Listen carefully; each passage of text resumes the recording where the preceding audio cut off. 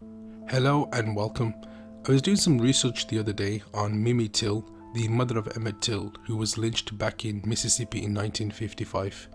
I came across the governor at the time, who was a plantation owner by the name James Eastland. Now, Eastland was the Mississippi's longest serving US Senator, a Democrat, and he spent most of his career championing white supremacy and opposing the civil rights movement. What I found interesting was that he was named James after his late uncle, who had been murdered by Luther Holbert, who had been lynched as a result. Now, I wanted to share with you this interesting story, and I came across this news clipping that I would like to share with you, which I'm going to attach on the video below in the description.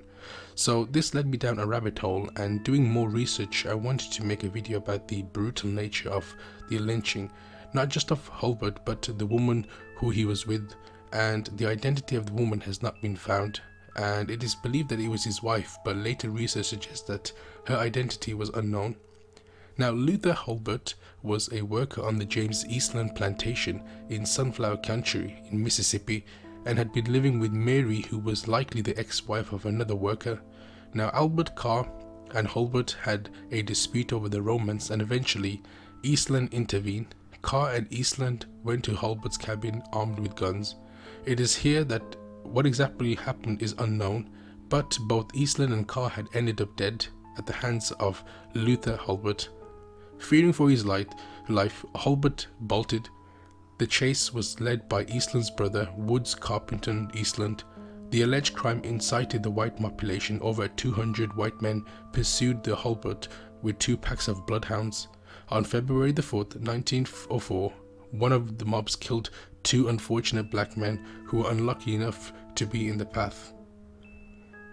On February the 5th, 1904, Holbert's 16-year-old son was taken into custody on suspicion of being involved. He was later released. On Sunday, February the 7th, 1904, a posse finally caught up with Holbert and the woman. They had travelled over 100 miles on foot. The crowd watched and cheered, and Holbert and the unnamed woman were tied to a tree, and while the funeral pyres were being prepared, they were forced to hold out their hands while one finger at a time was chopped off. The fingers was distributed as souvenirs. The ears of the murderers were cut off. Holbert was beaten severely, that his skull was fractured and one of his eyes knocked out with a stick hung from a shard from the socket. Some of the mob used large corkscrews to bore into the flesh of the man and the woman. It was applied to the arms, legs and body. The victims reportedly did not cry out, and they were finally thrown onto the fire, allowing them to burn to death. The event was described as a festive atmosphere in which audience of 600 spectators enjoyed eggs, lemonade and whiskey. Eastland, who led the mob, faced charges for the murder. However, all the white jury found him innocent. Eastland hosted a party on his plantation to celebrate.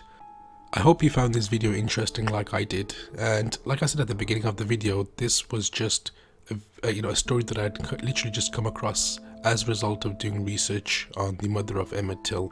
I just wanted to look at the background and how she grew up in her childhood under Jim Crow, and it so happened that I came across this story, and I just wanted to share it with you guys. And if I find any more interesting stories like this, I will put them out there and make sure that these stories are never forgotten. And thank you for listening.